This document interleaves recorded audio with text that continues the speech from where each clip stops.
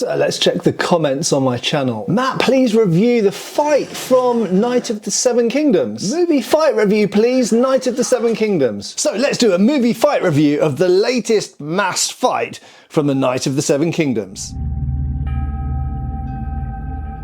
Hi folks, Matt Easton here, Schola Gladiatoria. My name's Matt Easton in case you don't know me. I run this channel, Schola Gladiatoria, where I look at all sorts of armour and weapons from history, military history, but I also teach people about sword fighting, and occasionally I do movie fight reviews. So I've received an absolute bucket load of requests to do the fight review of this fight from A Knight of the Seven Kingdoms, a Game of Thrones story. I'm a massive Game of Thrones fan. If you haven't seen my previous videos where I've looked at Game of Thrones movie fights or TV fights, then check those out because I've got a whole bunch of them on the channel. But without much further ado, we're going to jump straight into this. And just briefly before we jump into this, spoiler alert, if you haven't seen this yet, then you might want to wait to watch this.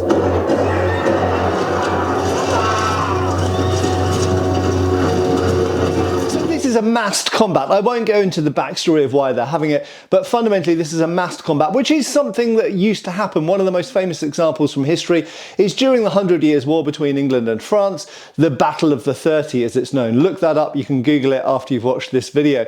So it starts off with a mounted lance charge between two teams essentially. And unfortunately our hero, Sir Duncan, has received a lance strike to his side. Now an important thing to point out, which will colour everything we look at in this review, is that he is only wearing mail, aka chainmail, a hauberk as we'd call it. Now this is hugely at variance with a lot of the other knights who are on the field who are wearing a mixture of mail and plate, in fact full plate armour. And it has to be said absolutely, and this is a theme which I'll keep coming back to in this review, if you are just in mail, chainmail, versus people who are in full plate armour, you are at a massive disadvantage. Yes, lances, swords, arrows, all sorts of things can go through chainmail. Chainmail does protect particularly well against cuts, and it's moderately protective against points, but nowhere near on a level as plate armour is.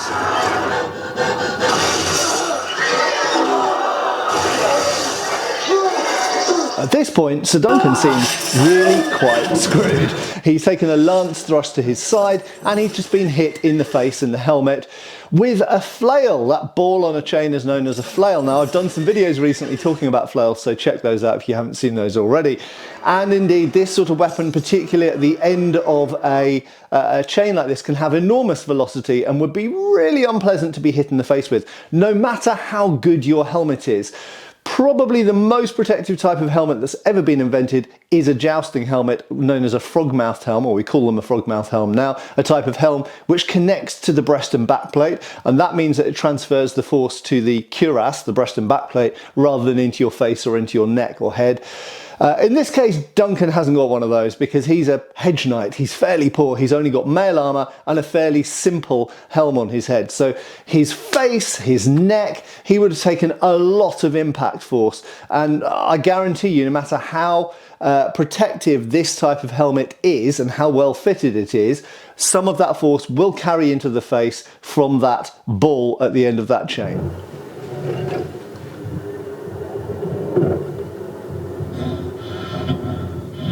So he's lying in the mud, but remember he's got people riding around him. Some of them have been unhorsed, some of them have been wounded, perhaps even killed. So he doesn't know how many of his teammates are left. He's on the ground, mostly at this point, thinking about the fact that, as you'll see, he now can't see through his left eye. And he's taking more hits on the ground, and you would. The problem with being in armour is you're not very quick at getting up off the ground. You can get up off the ground, of course, especially when you're wearing mail armour like Sir Duncan here. In certain types of heavier plate armour and jousting armour, it might be more difficult, but fundamentally in an armoured fight, you want to get your opponent on the ground. They're more vulnerable there. You can get to more openings, stab them, do whatever, stamp on them, down on the ground, maybe even get bits of their armour off. You don't want to get on the ground. So yes, learning ground fighting is a good thing to do, but you don't want to be spending more time on the ground than you can possibly do. So no BJJ if possible here. Okay, you want to be getting up as quickly as possible, which Sir Duncan does, but he's taking hits in the process.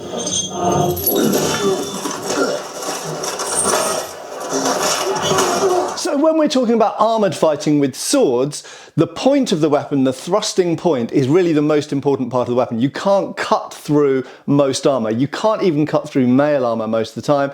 In fact, usually you can't cut through mail at all. You definitely can't cut through plate armour, so the point is very important. But you'll notice Duncan there has taken a couple of hits from the flail.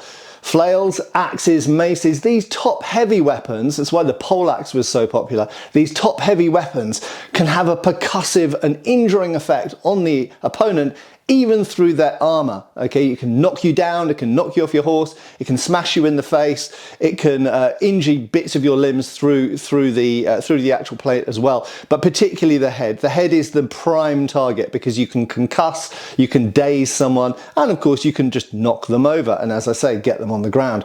So in this particular fight, the fact that he's taken several hits to the head is really, really bad news.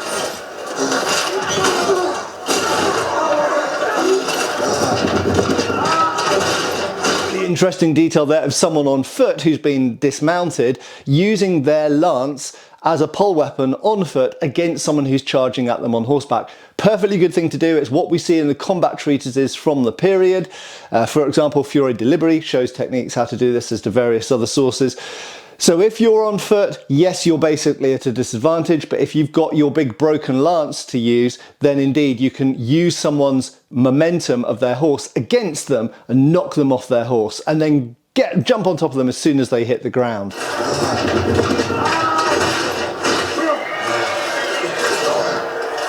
Really important little detail there. So Duncan's instantly looking for either a sword or dagger at his belt. He needs something to fight with. Yes, you can wrestle, but a weapon can hopefully end the fight quicker.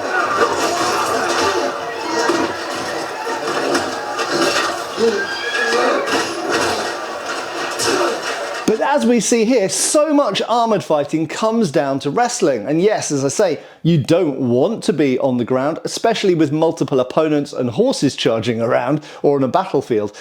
But if you've got no choice, if you end up rolling around on the ground, that's where your BJJ, that's where your jiu-jitsu comes in, and your wrestling skills, abrazare as the Italians would call it, or ringen as the Germans would call it. This is where your wrestling skill really comes in.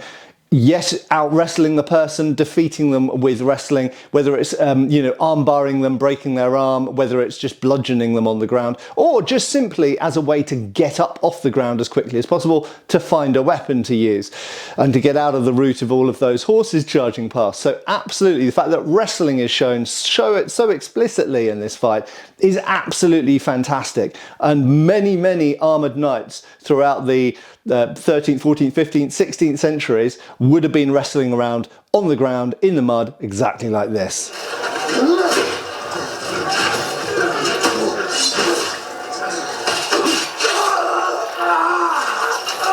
That is super important. So yes, your wrestling skill is super important, but if there are weapons still around, you should always try and get to a weapon if you possibly can do. Because even if someone's a better wrestler than you, if you can get to a knife, a dagger, a sword, an axe, a broken lance point, anything that's around will give you an edge in the fight. And daggers, of course, have the potential to finish a fight, potentially in one stab, but certainly very quickly. Okay, and what we saw here absolutely was we saw the dagger come out and it went through Sir Dunk's mail skirt. Okay, now even if he'd been wearing plate armour on his upper regions, it's possible that this area down near his hips or groin would have only had mail on it. So even against someone in full plate harness, that still might be a weak spot. In his particular case, he could have stabbed anywhere because he's only covered in mail. Can you stab through mail with a dagger? Yes, you can. Me and Todd have proven it in multiple videos. In fact, there's videos yet to come out where you'll see similar things as well. I have personally stabbed through authentic riveted mail dozens and dozens of times myself. If you do it the right way, you've got the right technique and application of force, and you're using the right weapon like a rondel dagger, it will go through mail armour. In fact, this is what's called an eared dagger, but the blade is very like a rondel dagger, so this is an anti-armour dagger. It's not like a kitchen knife or something, it's a proper dagger. Okay, so absolutely, he did the right thing, got to his dagger. Duncan's a bigger, stronger guy. He went for the dagger. Targaryen there went for the dagger, got it in. That's exactly what he should do, and it's represented really perfectly.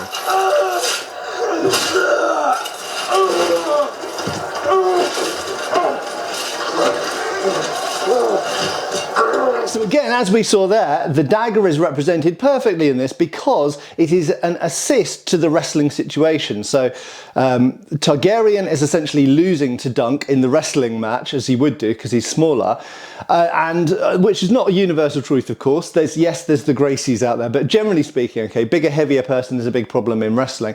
That's why the weight categories. So he pulled the dagger out, he used it, and by the very fact that he's pulled the dagger out, Sir Dunk now can't concentrate on his wrestling. Number one, he's been wounded, which would have perhaps changed his mobility and what he can do. It certainly would have hurt a lot.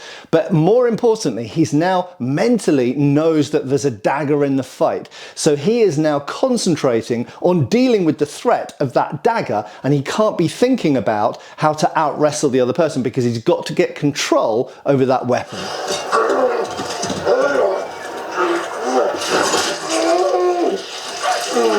So again, this is a really, really important and historically accurate and martially valid way of representing this fight, because in trying to control that dagger, he's had to grab it with his hand. And this is something we see through countless crime reports, what are called defensive wounds, where someone grabs the incoming weapon. It could be a bottle, a hammer, a baseball bat, or in this case, a knife. And the person grabs it, and very often you'll see wounds, usually on the left hand for a right-handed person, where they're trying to defend and grab and control the incoming knife. That's what's happened here. And the knife has gone through Dunk's hand, like literally into it. Now you might think, that's terrible.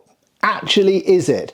Better that the knife go through his hand than through his torso, into his lungs, or you know, like heart or whatever, or neck. Anywhere that might be fatal. So better that it go through his hand. But moreover, he has actually now got some control over the dagger. Terrible that he's got wounded in the hand, and that's going to impede his ability to use that hand, perhaps forever. But certainly, it's a better thing that he's got control over the dagger and he isn't getting stabbed anymore in his vital points.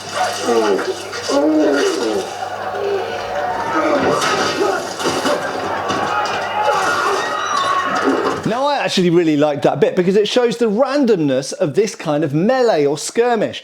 The fact that Targaryen was knocked straight off Sir Dunk down there was, yeah, okay, he'd grabbed the dagger, but the fact that Targaryen was knocked off was purely down to chance and luck of timing. But absolutely, luck, as we know, in battle, in fights, in skirmishes, melees and tournaments, absolutely sometimes wins the day and certainly makes a big difference to the fight. Now, I have to be honest, this is the first bit really in this entire sequence that I haven't really liked, although there's a caveat to that. And what did I like? So obviously Dunk had to pull the dagger out of his hand there because it had gone through. And then he just drops it. Now, when you're fighting in armor or if you're fighting in any weapon-based context, any weapon you can get, you will want to have. You don't want to be disarmed because you're at a huge disadvantage against people who are armed. So I logically would say that he absolutely should have kept hold of that dagger, okay? Like his brain would be thinking, find a weapon, find a weapon, find a weapon. Oh, I've got a dagger out of my hand, but I've now got a dagger. And I would have clung onto that dagger for dear life. And in armoured fighting, even against a sword, even against a spear or a poleaxe, a dagger is a great weapon because you can close distance more safely in armour, and daggers, therefore, because you can come close more easily without getting wounded in armour. Daggers are super, super effective in armoured fighting. However, he just drops it. What's the caveat? The caveat is this guy, honestly, he's taken flails to the faces, been knocked off a horse, been stabbed in the side, received a lance in the side, stabbed in the hand. He might not be thinking that rationally or calmly at this point, so I'll excuse him.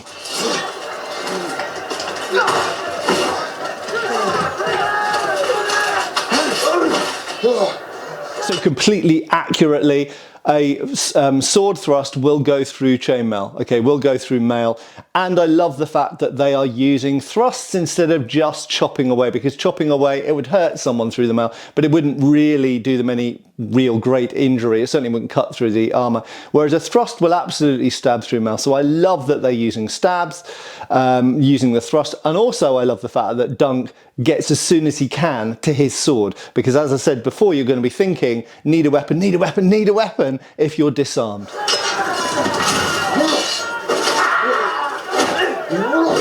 absolutely love that Dunk is using his left arm there. We absolutely do in European swordsmanship based on medieval and Renaissance sources. Not only do we use the weapon in one hand, we use the other hand. And for example, even in later rapier, like musketeer period rapier, if a thrust comes in, you don't have to parry it with your sword. You can literally push it aside with the hand while thrusting with your own sword. But in medieval swordsmanship, we often use the left hand for striking, but also, as we saw there, wrapping the other person's arm. So if a strike comes in here and you've blocked it, as Dunk does, you wrap your arm over and you can arm lock the person's what's called a ligadura mezzana in Fiore de Liberi's treatise of 1410. So you can wrap the person's arm, and that means you've controlled their weapon arm while your weapon arm is free to either hit, pommel, and of course we use all parts of the sword, we'll get to that in a second, or thrust. So I love the fact that he's using his left hand actively and offensively.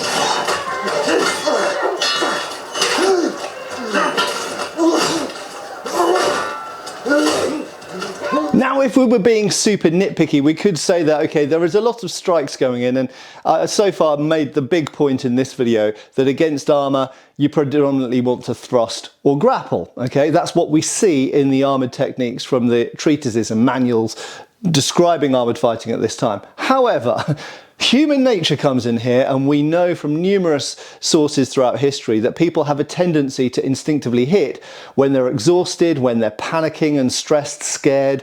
So people tend to naturally do this anyway. So even if it's not the most logical thing to do, we know people do it, firstly. Secondly, sometimes strikes can be effective. And one example is strikes aren't very effective against plate armour, but they can be quite effective against people in mail armour. And now, while Dunk has got a bit of plate on his arms and hands, he hasn't got barely any. He's mostly dressed in mail.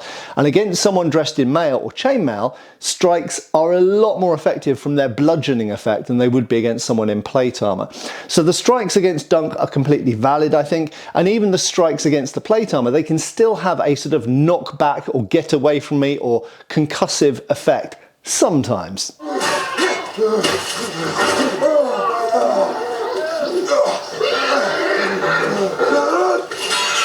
So as well as all of those strikes being sort of excusable, I still love the fact that they're predominantly showing the thrusts are what having the effect. So Targaryen is thrusting with his sword, and it is successfully punching through the mail armour of Dunk and wounding him. Meanwhile, Dunk is swinging for the fences and not really doing anything to Targaryen because he's wearing plate armour.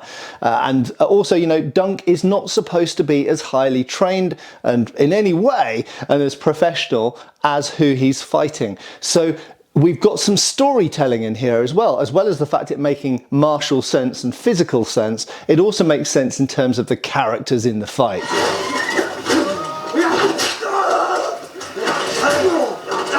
In that instance, Targaryen throws his sword. He throws his sword into Dunk's inner thigh, I would describe it, kind of inner thigh crotch area. I think it's inner leg. Now, a couple of things to mention about that. Firstly, throwing swords. Completely historical. Again, it's something we find in the period treatises. You might think throwing away your weapon is a crazy thing to do, but remember, you're wearing armour, you can grapple. In this case, he's got a shield, you might have a dagger as a backup. There's all sorts of situations why throwing your sword might be a good idea in that moment. And the fact that he hit him in the inner leg where he's not really armoured very well, it had a fantastic effect. Secondly, the fact that it hit in the inner leg could be fatal. You've got massive great arteries on the inner legs. If they get severed, that could be the end of the fight. Dunk could have been dead in under 30 seconds from blood loss. So an incredibly effective thing to do, throwing the sword and then charging in and just basically battering. Was it a risk throwing away the sword? Yes. Was it worth it? Potentially yes.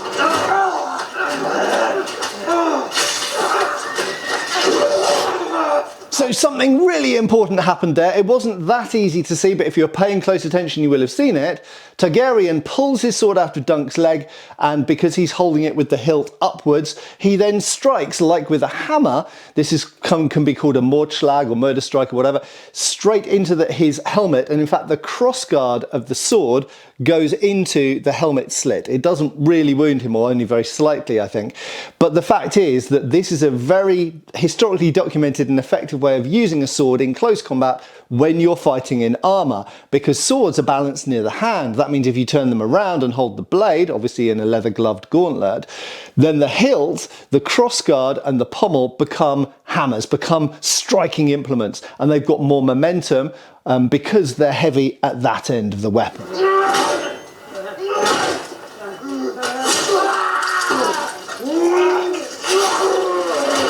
And we're going to see that again because Dunk does exactly the same thing back, but he does it again, a Morschlag with using the crossguard, but he manages to get into the inner thigh, kind of groin area of Targaryen. A very nasty place to wound someone. Might not be fatal, but it's very likely to put them on the ground purely through pain, but also you've got a lot of veins and tendons up there as well. Very, very sensitive area. Protect it well. So yeah, absolutely. Dunk also uses the murder strike.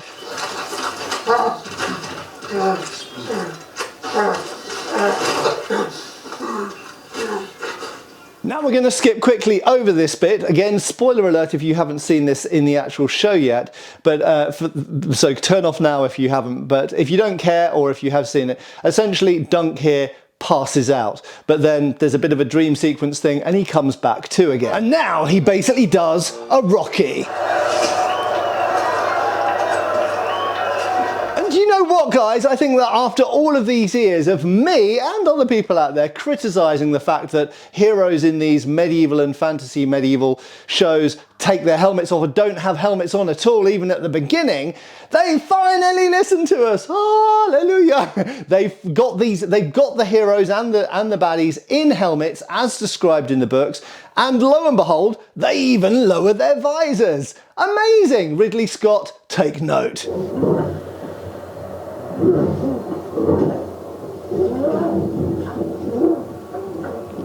Wait a second, there was an actual legit technique there. The blow comes down here, doesn't cut through the mail because it wouldn't, and he uses the half sword as a leverage point to throw his opponent onto the ground. This is a proper, legit, harness-fechten German longsword move. It's amazing. Let's see it again.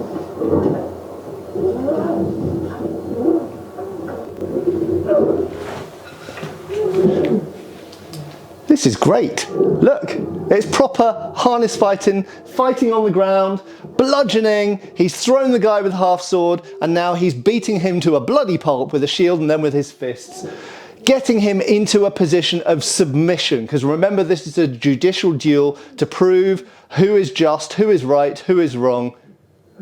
Fantastic. He yields! He yields! There we have it, folks. So we don't need to see any more of the last things. I don't want to spoil it any more than I already have done, but this was absolutely epic and fantastic. This is a fight you can watch over and over and over again. It's got so many good details in it. It's got some great horse work. It's got the differentiation between the different types of armour being shown, the strong and the weak different types of armour, and the different vulnerabilities to different armours, and it's really starkly different in this.